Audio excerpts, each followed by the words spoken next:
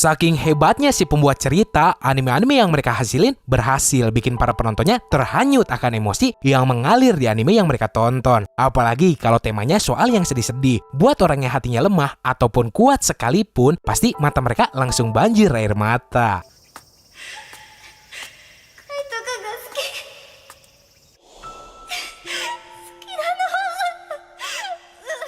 Kanna, oi.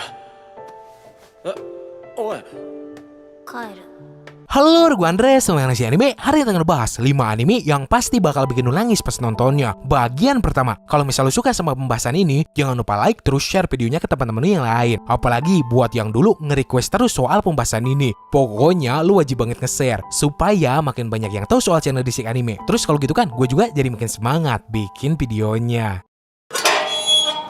Nomor 1, Anohana, tayang perdana Spring 2011.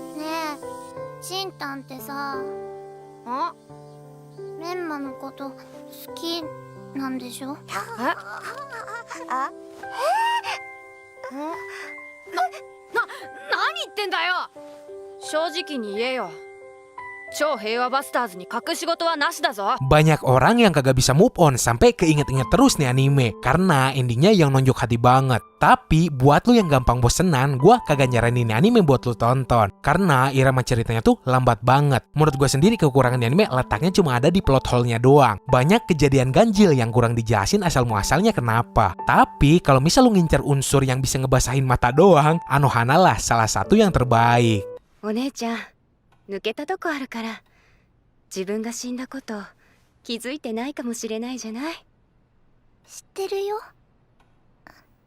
メンマ、自分が死んじゃったことくらい知ってるよ。Bercerita tentang seorang arwah gentayangan yang pengen permohonannya dikabulin sama sahabat-sahabatnya yang masih hidup. Sialnya si arwah tersebut kagak ingat apa permohonannya itu. Terus yang bisa lihat doi juga cuma seorang doang, sedangkan sahabatnya yang lain kagak bisa. Jadi ya butuh waktu yang agak lama sampai permohonan si arwah ini bisa terkabul.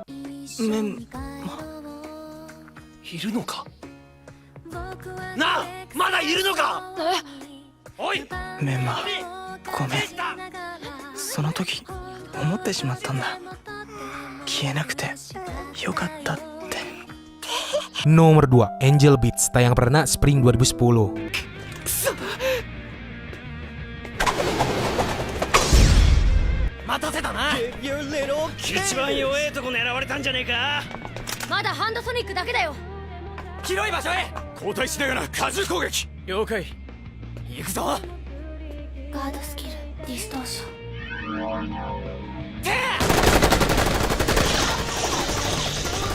Anime yang punya makna dalam banget soal nilai kehidupan yang kita semua miliki. Segimanapun lu ngerasa kagak adil sama hidup lu sekarang, lu cuma punya kesempatan sekali buat hidup. Syukurilah dan manfaatilah setiap detik kesempatan hidup tersebut yang masih dianugerahin ke kita. Nih anime bener-bener naik turunin perasaan banget. Yang tadinya ketawa-ketawa bahagia tiba-tiba jadi mewek-mewekan. Yang paling ngena menurut gua tuh musik yang dibawain di dalam anime, yang nambah banget feel pas adegan sedihnya. Tiap kali gua denger lagu tersebut, gua malah jadi keinget terus sama adegan ngenes yang ada di Angel Beats. さあ気づくんだ。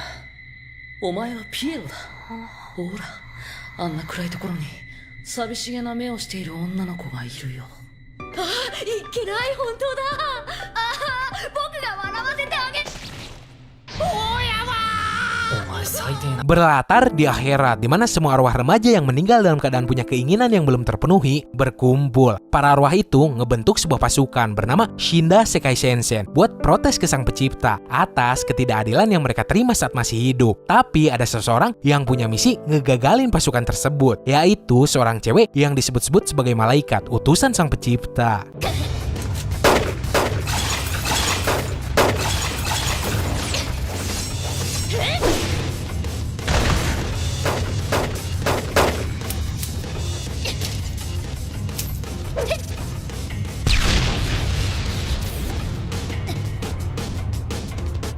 Nomor 3, Tokyo Magnitude 8.0, tayang perdana Summer 2009.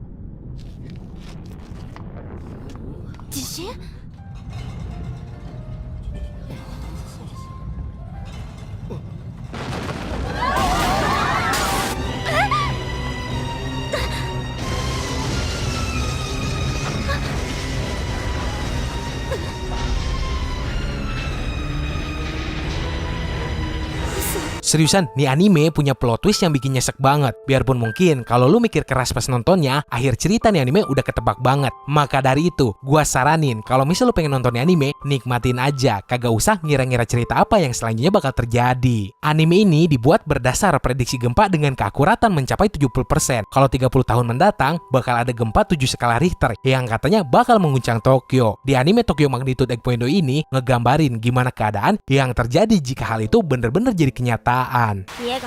嫌い。親も親に怒られることも嫌い。片手間に怒られるのはもっと嫌い。もうやだ。何もかもいっそ壊れちゃえばいいのに。毎日そんな風に思ってた。 Berfokus ke adik kakak yang berusaha bertahan hidup di tengah kekacauan akibat gempa berkekuatan 8 skala Richter yang terjadi di Tokyo. Karena waktu itu posisi mereka lagi ngeliat pameran robot yang letaknya jauh dari rumah, akhirnya mereka mutusin buat pulang dan nemuin orang tua mereka. Sepanjang perjalanan, adik kakak tersebut dihadepin sama hal-hal yang mengerikan.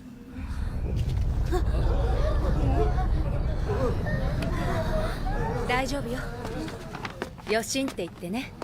大きな地震の後には何度かこういうのが続くの。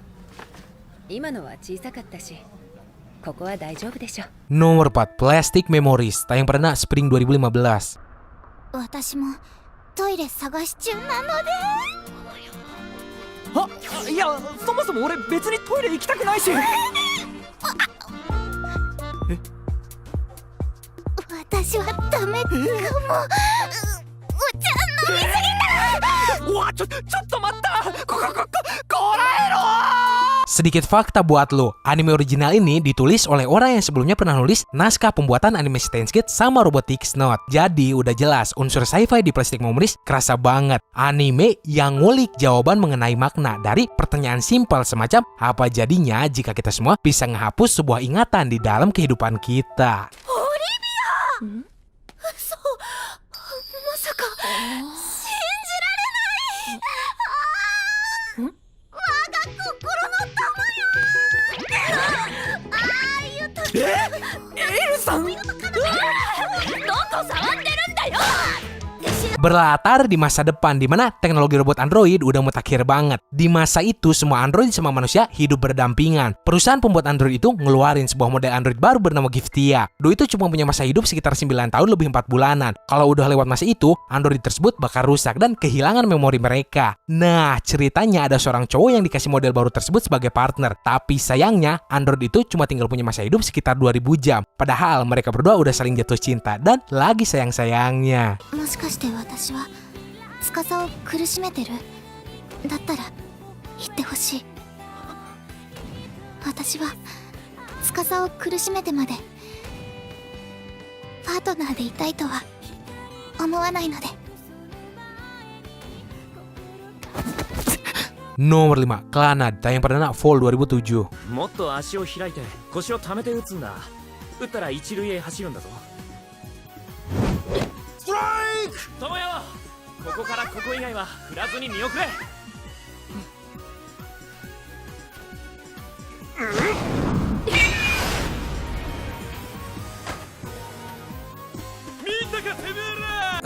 Kayaknya gua kagak perlu nerangin lagi soal Clannad. Nih anime udah keseringan banget dibahas di mana-mana. Pokoknya Clannad tuh jadi satu-satunya anime yang berhasil bikin gua mewek sampai keluar ingus. So, buat lu yang pengen nonton anime yang punya kualitas cerita bagus banget dan bisa bikin lu baper sampai mewek-mewek manja, silahkan abis video ini selesai langsung aja sedot nih anime. 石尾、欲しいものはあるか？あったら言えよ。おもちゃでもお菓子でも何でも買ってきてやるからな。 旅行したい。旅行？ またパパと旅行したい。 Ceritanya sendiri berfokus ke seorang cewek yang punya penyakit langka. Tiap musim dingin atau turun salju, cewek tersebut bakal jatuh sakit. Bahkan penyakitnya tersebut sampai bikin doi harus tinggal kelas gara-gara absen mulu di sekolahnya. Nah, suatu ketika ada seorang cowok yang jatuh cinta sama doi. Dan doi pun ngebalas cinta tersebut dengan perasaan yang sama. Sampai pada akhirnya mereka menikah dan takdir yang sangat kejam menanti mereka.